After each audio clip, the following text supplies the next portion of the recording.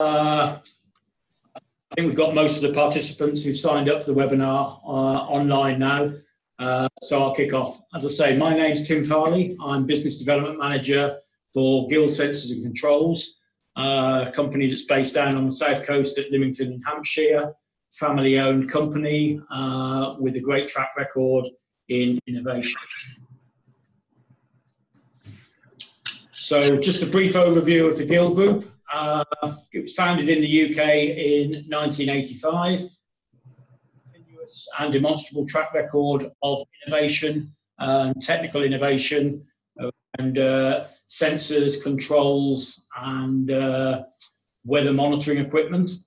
The product range, as it stands at the moment, is extensive and includes level, position, flow, weather and oil condition sensors.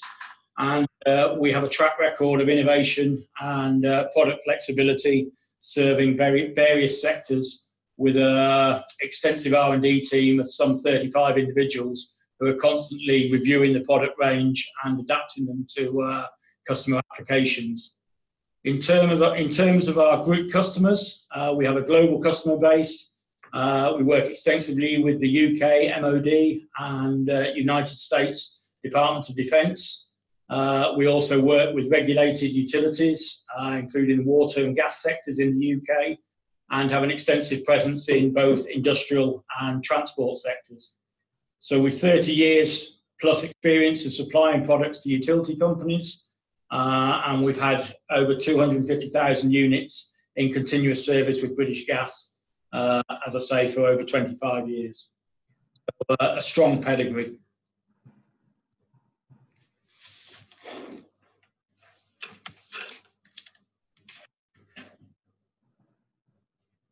So just going through the development of the 1714 wastewater level sensor specifically. It was designed in development stage, was an evolution of technology used by Formula One and the UK MOD, predominantly in the measuring of fuel in tanks. And it's been significantly enhanced to measure water-based and mixed content fluids. But the product itself is a low-power wastewater level sensor, which is compatible to the Internet of Things. It has no moving parts, so it's not affected by any build-up of debris or condensation in harsh environments. And it has significant advantages over other liquid level measurement techniques in that it is unaffected by foaming, surface turbulence, temperatures, false echoes, or even spiders' webs and some of the other impediments that can inhibit readings from particularly ultrasonic devices. So the key benefits of the 1714 is that it gives accurate and dynamic level measurement of fluids or effluents. It is proven to perform better than existing technologies because of it's less susceptible to false reads. It's cost effective, relatively low cost of acquisition, and certainly significant benefits in terms of TOTEX outturns costs and installation and ownership. Another great benefit of the product is that it's flexible and it can be deployed across a diverse range of wastewater applications. So in terms of the product accuracy, the 1714 was placed in a live sludge tank environment, a sludge settling tank, on a particular utilities estate. And it was installed alongside a existing ultrasonic sensor over a 9-month period. Both sensors were feeding through the same remote telemetry unit. In terms of the height and position of the sensors in the tank, they were slightly offset so that we got separate readings.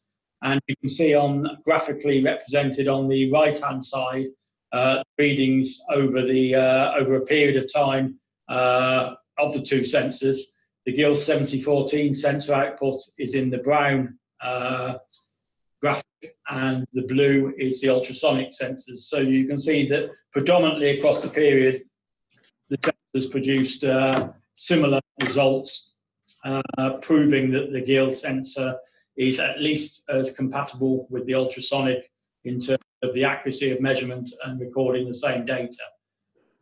If there's turbulence, there's a point about 25% across the graph where there's quite a wide divergence, where the Gill 7014 sensor provides a static output for base reading, whereas the ultrasonic oscillates quite considerably over a relatively short time period.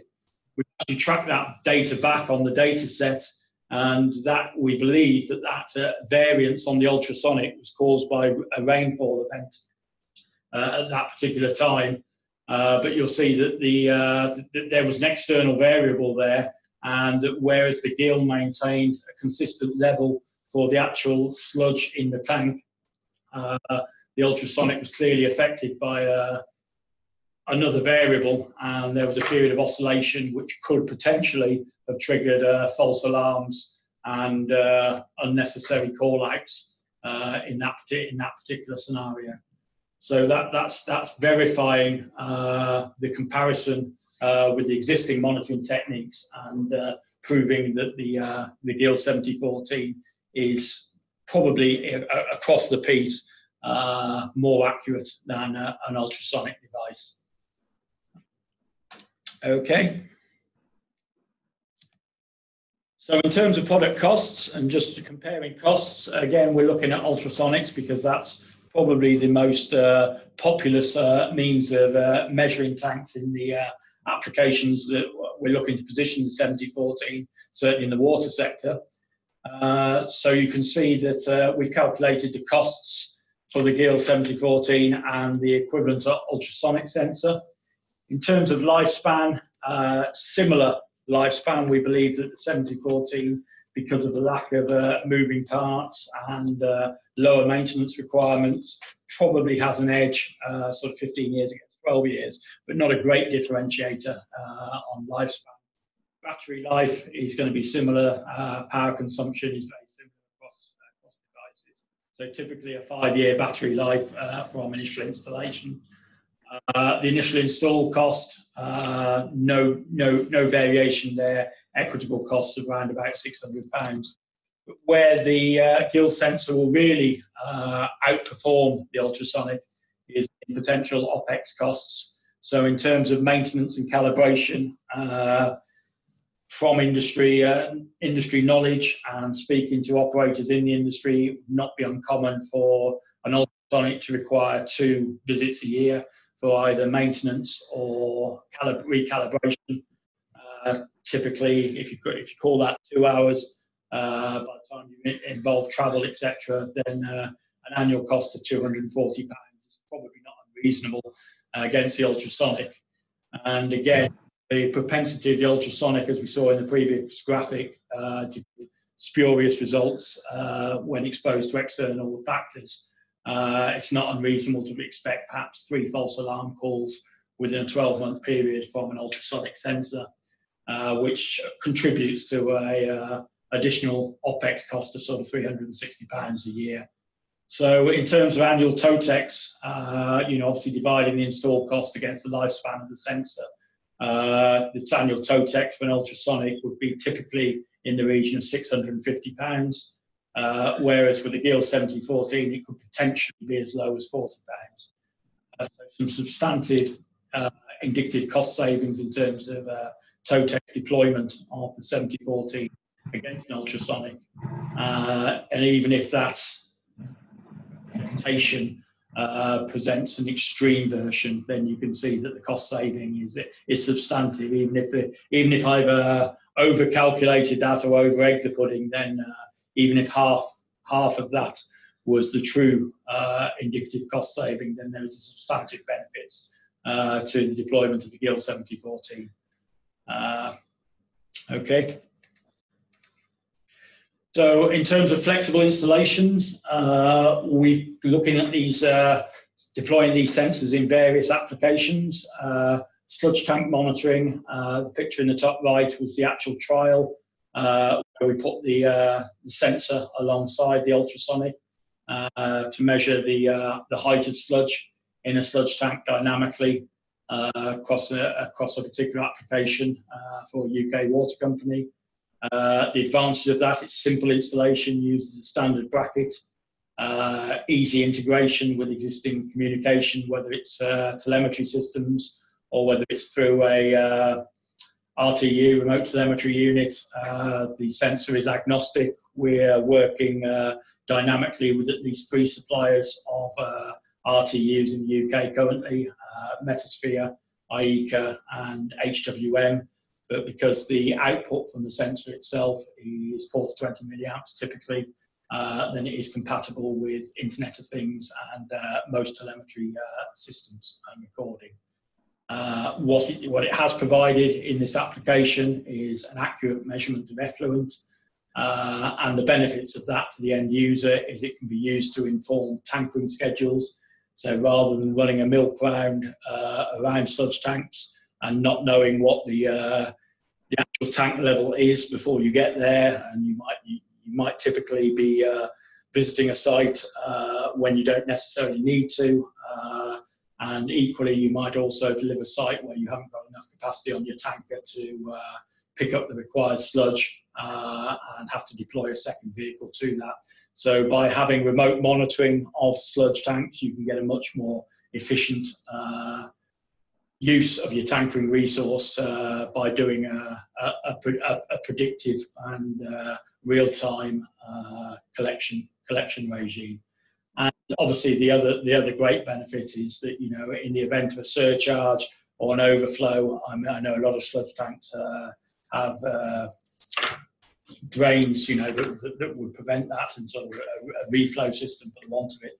But you know, any sensor measurement of a sludge tank does provide a degree of protection against pollution from overflows. You know, when your levels are getting higher, or it records any abnormalities which might point to a failure of other equipment within the tank. Another use of the 7014 is to measure rising levels in either domestic or main sewers. We're working with a northern water company. We're about to commence trials in advance of a tender process to prevent internal sewer flooding, property protection on private sewer or sewers that have relatively recently been adopted by water undertakings under the PDAS legislation. So we will be installing a number of 7014s on trial with that utility to provide a dynamic measurement of any surcharges in the sewer. In so doing, that will inform when there is a surcharge, and again provide a means of acting on a preventative basis rather than a reactive basis, and deploying resources to sewer backups before they become major internal sewer flooding incidents, and the householder and the property owner need not know that they were at risk of sewer flooding because an early alert from the sensor when deployed can provoke a response. And because the sensor uses conductive measurement technology, it will record accurately the level at any given time. Any residue that is left on the sensor will not result in recording at that level. It has to be a full circumferential seal of water effluent around the sensor, and that will be the level that is recorded.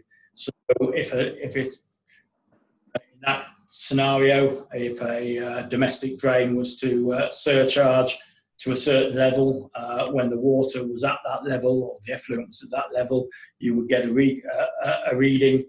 Should the level fall, and it was just a short-term event, then the sensor would pick that up, and you would see a fall in the level. So it is a very dynamic record of what's actually happening at that point on the network.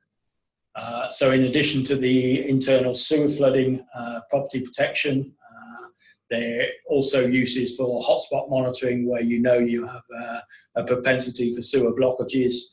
By putting a sensor in, that might be around sort of previous history where you have development, etc., There are hotspots on the network that are known. By monitoring those hotspots with a sensor, again, you can deploy resources and react on a proactive basis. If there's such thing, you can be proactive is what I'm saying, rather than having to wait until you have an incident to respond to that is customer interfering. And finally, there's been research done at Sheffield University that across the network, it's possible to monitor flood conditions within a sewer network by arranging sensors in a triplet arrangement across 3 manholes or across a section of sewer. And by measuring the correlation of reads from those sensors, it's possible to determine where on that particular network, that stretch of the network, where a blockage is occurring. So in summary, the application the development of the product has been based on high performance and well-proven technologies, as I say, with great provenance in other sectors. It's for the water market, or wastewater market specifically.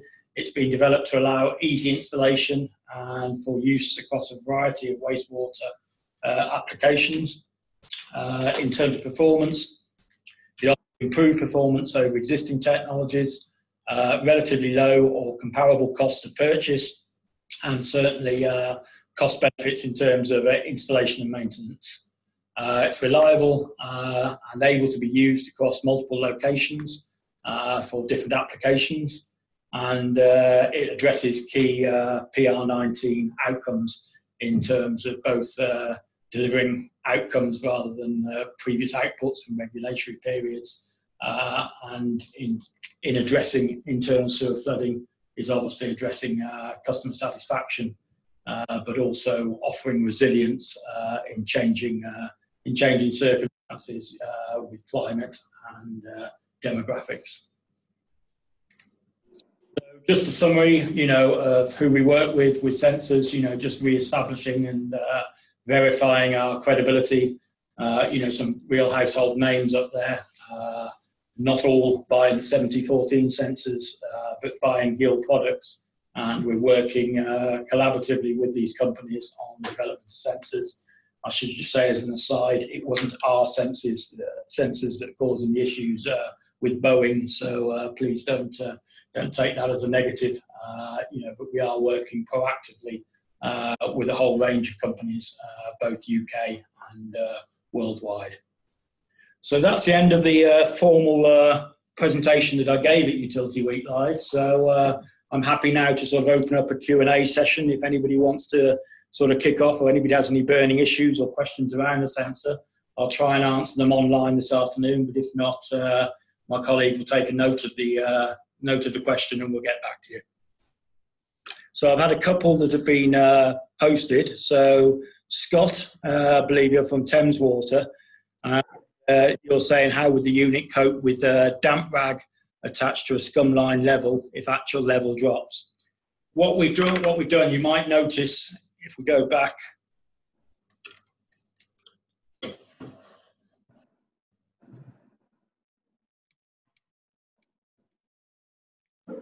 so on the picture at the bottom, you'll see that, or the diagram at the bottom there, Scott, we've got the sensor positioned. In fact, that one has been wrongly positioned, but we angle the sensor to 45 degree. The sensor is actually coated with Teflon coating, a non-stick coating. We believe, and initial tests have shown that by angling the sensor at 45 degrees in the direction of flow, then any ragging or anything that may temporarily be trapped by the sensor will slide off, and effectively, the sewer will provide sort of a flush. Again, the sensor is unlikely to record at that higher level because rag would have to form a full circumferential seal around the whole of the sensor. Initial tests in various tanks and assets have indicated by positioning the sensor at 45 degrees and with its Teflon non-stick capability, is that it shouldn't be an issue. But we do recognise that the pudding will be in the long-term testing of the product, and that's why we're really excited to be working with the Northern Utility on trialling that. So I hope that answers your initial question. You know, if there is an opportunity for us to put sensors in on the Thames network on a trial basis, we certainly welcome that opportunity to sort of verify what we believe the performance capabilities are. Any other questions from anybody?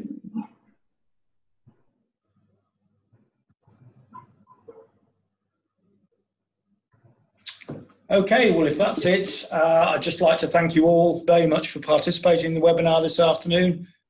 My colleague Michelle will be making further contact, and the presentation will be readily available to you all. And obviously my contact details will be available, so if anybody else wants to contact me offline and progress the trial, or want me to come in and bring a sensor in for you to look at and evaluate and talk, you know, that's the purpose of the session today, to make the initial contact, and we'd be very interested in talking to you about any potential applications. Thank you very much indeed.